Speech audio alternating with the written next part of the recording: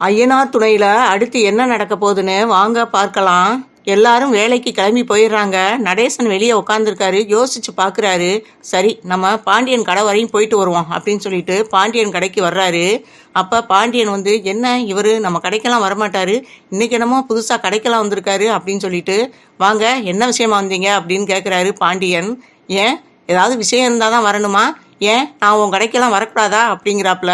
இல்லை, நீங்கள் எப்பயுமே என் கடை பக்கம்லாம் வந்தது இல்லையே, இன்றைக்கி புதுசாக வந்திருக்கீங்களே அதான் கேட்குறேன் அப்படின்னு பாண்டியன் சொல்கிறாரு.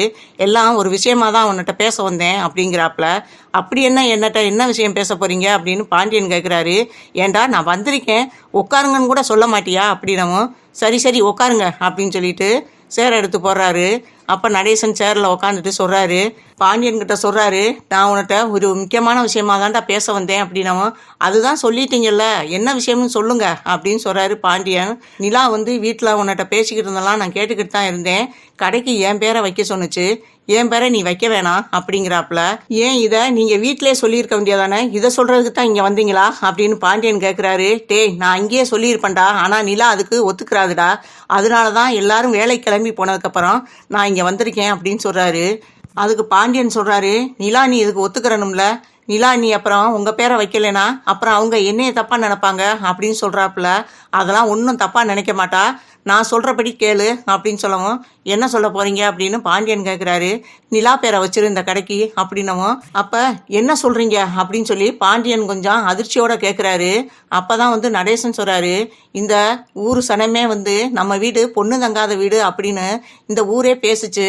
ஆனால் அந்த இடத்துல நிலா என்னைக்கு நம்ம வீட்டுக்கு வந்துச்சோ நம்ம வீடையே இன்னைக்கு மாற்றி வச்சிருச்சு. அண்ணன் தம்பிகளை எல்லாத்தையும் ஒற்றுமையாக்கி அது குடும்பம் மாதிரி நினச்சி இப்போ உனக்கு ஒரு கடையை வைக்கணும்னு சொல்லவும், அது வேலை பார்த்து நைட்டும் பகலும் முழிச்சு வேலை பார்த்து உனக்கு இந்த கடைக்கு ஹெல்ப் பண்ணியிருக்கு. அப்படியாப்பட்ட பொண்ணு பேரை வைக்கிறதுக்கு நம்ம ஏன் யோசிக்கணும்? ஆனால் நீ உங்கள் அண்ணன் பேரை வைக்கணும்னு சொன்ன, நான் சந்தோஷம்தான் படுறேன். இருந்தாலும் அண்ணன் கூட ஓ ரத்த பந்தம், ஆனால் எங்கேயோ இருந்து வந்த பொண்ணு உனக்காக கண்ணு முழிச்சு நைட்டும் பகலுமா வேலை பார்த்து உனக்கு ரூபா பரட்டி கொடுக்கணும்னு அவசியமே கிடையாது. நீ நிலா பேரை தான் வைக்கணும் அப்படிங்கிறாரு. இதை கேட்டு ரொம்பவே சந்தோஷப்படுறாரு பாண்டியன். நீங்களா இப்படியெல்லாம் யோசிக்கிறீங்க அப்படின்னு நடேசனை பார்த்து பாண்டியன் கேட்க, ஏண்டா நானும் மனுஷன் தானடா, எனக்கும் பாசம் எல்லாம் இருக்குடா அப்படின்னு சொல்லிட்டு சொல்றாரு. சரி சரி, இந்த அளவுக்கு மாறினதே பெரிய விஷயம் அப்படிங்கிறாப்புல பாண்டியன். சரி, நான் சொன்னது யாவும் இருக்கட்டும், இது நீ நிலாவுக்கு வீட்டில் யாருக்குமே சொல்ல வேணாம். நீ வந்து பேரெல்லாம் மாற்றிட்டு கடை ஓப்பன் பண்ணுற அன்னைக்கு நிலா வந்து பார்க்கட்டும் அப்படின்னு சொல்கிறாரு. சரி அப்படின்னு சொல்லிட்டு அவர் கடையை விட்டு கிளம்பி வர்றாரு. கடை திறப்பு விழாவையும் ஒரு நல்ல நாள் பார்த்து வச்சுக்கிறோம்னு நிலா சொல்லியிருப்பாங்க. அதே மாதிரி ஒரு வெள்ளிக்கிழமை அன்னைக்கு கடையை ஓப்பன் பண்ணலாம் அப்படின்னு இருப்பாங்க. கடையை முன்னாடி நான் போய் திறந்து வைக்கிறேன் அப்படின்னு சொல்லிட்டு பாண்டியன் கிளம்பி முன்னாடியே வந்துடுறாரு. இங்கே நடேசன் சொன்ன மாதிரியே நிலா பேரை தான் நேம் அடித்து வச்சுருப்பாரு பாண்டியன். நேம் போட வெளியில் மாட்டி மாலை கீழே எல்லாமே போட்டு அலங்காரமாக பண்ணி கடையும் கொஞ்சம் டெக்கரேஷன் பண்ணி மாற்றிருப்பாரு. அதுக்கப்புறம் தான் சேரன் சோழன் பல்லவன் நிலா எல்லாரும் கடைக்கு வர்றாங்க. கடைக்கு வந்து பார்த்தா நிலா பேர் இருக்குது. நிலா பேரை பார்த்ததும் நிலா ரொம்பவே ஷாக் ஆகுறாங்க. என்ன பாண்டியன், என்ன சொன்னேன், என்ன பேரை வச்சுருக்கீங்க அப்படின்னு சொல்லிட்டு கோவமாக பேசுகிறாங்க. நான் அவ்வளோ தூரம் சொல்லியும் அப்பா பேரை போடாமல் இப்படி ஏன் பேரை போட்டு வச்சுருக்கீங்க, எந்த சம்மந்தம் இல்லாத பேரை போட்டு வச்சுருக்கீங்களே, என்ன பாண்டியன், அப்போ எனக்கு என்ன மரியாதை கொடுத்துருக்கீங்க அப்படின்னு கோவமாக பேசுகிறாங்க. அப்போ தான் வந்து நடேசன் சொல்கிறாரு, அவன் மேலே எந்த தப்பும் இல்லை நிலா, நான் தான் இவன் கடைக்கு வந்து நிலா பேரை வையின்னு நான் தாம்மா சொன்னேன். ஏமா நீ என் வீட்டு மருமகமா, மருமகளுக்கு மருமகளாகவும் மகளுக்கு மகளாகவும் இருக்க, உன் பேரை வைக்கிறதுக்கு நாங்கள் ஏமா யோசிக்கணும் அப்படின்னு சொல்லிட்டு சொல்கிறாரு. இதை கேட்ட நிலா உணர்ச்சி வசப்படுறாங்க. அங்கிள் என்ன சொல்கிறீங்க அப்படின்னு சொல்லவும், ஆமாம்மா நீ என் பொண்ணுமா அப்படிங்கிறாரு.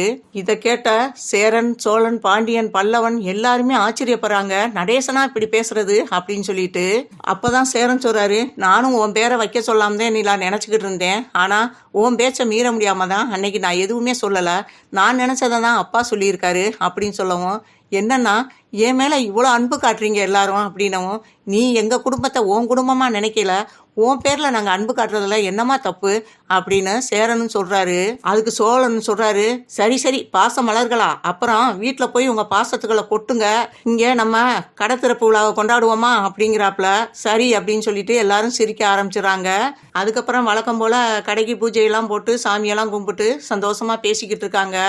அப்போ தான் வந்து சோழன் கேட்குறாரு, ஏண்டா பாண்டியா, என்ன வானதிக்கு சொன்னியா சொல்லலையா அப்படின்னவும், சொல்லிட்டேன் ஆனால் ஏன் வரலேன்னு தெரியல அப்படின்னு சொல்லிக்கிட்டு இருக்கையில வானதி அங்கே வர, கடைக்கு வந்ததுமே அவங்க பார்க்குற இது போர்டை தான் பார்க்குறாங்க. நேம் போர்டை பார்த்ததும் அவங்களுக்கு சுருன்னு கோவம் வருது. அதை வெளியே காட்டிக்கிறாம வர்றாங்க. வந்ததும் நிலா கேட்குறாங்க, என்ன வானதி இவ்வளோ நேரம் சென்று வந்திருக்க?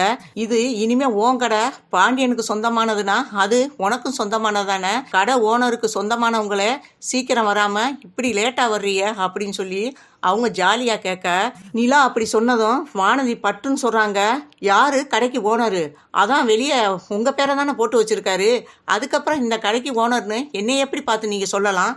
எல்லாம் செய்கிறதெல்லாம் செஞ்சுட்டு நல்ல பிள்ளை மாதிரி எப்படி தான் இப்படி பேசுகிறீங்களோ அப்படின்னு சொல்லி நிலாவை படபடன்னு பேசுகிறாங்க வானதி. இதை கேட்ட பாண்டியனுக்கு கோவம் வருது. வானதி யார்கிட்ட என்ன பேசுறோம்னு தெரியாம ஏன் இப்படி பேசுற அப்படின்னு சொல்றாப்புல.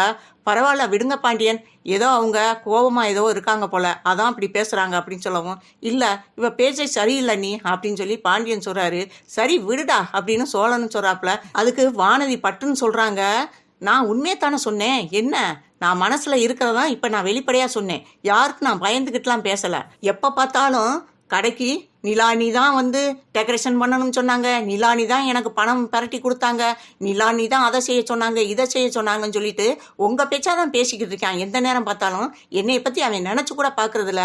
அவனை நீங்கள் வந்த பிறகு நல்லாவே மாற்றி வச்சுருக்கீங்க. உங்கள் பேச்சை கேட்டு தான் அவன் ரொம்ப ஆடிக்கிட்டு இருக்கான் அப்படின்னு சொல்லிட்டு மறுபடியும் வார்த்தையில எக்கு தப்பா விட்டுக்கிட்டு இருக்கு. இதை கேட்ட நிலாவுக்கே கோவம் வருது. வானதி கொஞ்சம் வார்த்தையை அடக்கி பேசுங்க அப்படின்னு சொல்றாப்புல. இதுக்கு மேலே என்னங்க அடக்கி பேசணும், இவரை நல்லாவே மயக்கி வச்சிருக்கீங்க அப்படின்னு சொல்லவும், அந்த வார்த்தையை கேட்டதும் நிலா எந்திரிச்சு வானதி கண்ணத்தை சேர்த்து ஓங்கி பலார்னு ஒரு அறை விடுறாங்க. இதை கொஞ்சம் கூட எதிர்பார்க்கல வானதி. ஆனா நிலாவே அடிக்கலைனாலும் அந்த இடத்துல பாண்டியன் கண்டிப்பா வானதி அடிச்சிருப்பாரு. அப்பதான் வானதி பாண்டியனை பார்த்து கேட்கிறாப்ல, என்ன பாண்டி அடிக்க விட்டு வேடிக்கை பார்க்குறியா அப்படின்னு சொல்லவும், அதுக்கு பாண்டியன் சொல்றாரு, நீ பேசின பேச்சுக்கு நானா இருந்தா நேரம் உன்னைய கழுத்தை பிடிச்சி வெளியே தள்ளியிருப்பேன், அவங்களாவது அடிக்கிறதோட விட்டுட்டாங்க அப்படின்னு சொல்லவும், அதுக்கு வானதி சொல்லுது, எங்கள் அம்மா அப்பா எவ்வளவோ சொன்னாங்க, என் அண்ணனும் சொன்னாங்க, அந்த மெக்கானிக் பையில நம்பாத அப்படின்னு சொன்னாங்க. ஆனால் இப்போ உன் குணம் என்னன்னு எனக்கு தெரிஞ்சு போச்சு. உனக்கு உன் குடும்பம் தான் முக்கியம். அது மட்டும் இல்லை, இப்போ இவ வந்த பிறகு இவ பேச்சை கேட்டுக்கிட்டு இந்த குடும்பமே ஆடுறீங்க. சத்தியமாக நான் உன்னைய கல்யாணம் பண்ணிக்கிட்டா இவ பேச்சை கேட்டு என்னைய கொலை கூட பண்ண தயங்க மாட்டேன். இனிமே உனக்கும் எனக்கும் எந்த பேச்சுவார்த்தையும் கிடையாது அப்படின்னு சொல்லிட்டு கோவமா கிளம்பி போறாங்க வானதி. அப்போதான் நிலா கேட்குறாங்க, ஏன் பாண்டி இப்படி அவசரப்பட்டு வார்த்தையில விட்டுட்டீங்க அப்படின்னு சொல்லவும், அண்ணி அவ பேசுனதெல்லாம் கேட்டுக்கிட்டு தானே இருந்தீங்க, இவெல்லாம் எனக்கு செட்டே ஆக மாட்டா, நீ இவளை பற்றியெல்லாம் நீங்கள் கவலைப்பட வேணாம் அப்படின்னு சொல்கிறாரு பாண்டியன். அதுக்கு நடேசன் சொல்கிறாரு, விடுமா நிலா, இவளை போய் நினச்சி நீ ஃபீல் பண்ணாத, பாண்டியன் சொல்கிறது தான் சரி.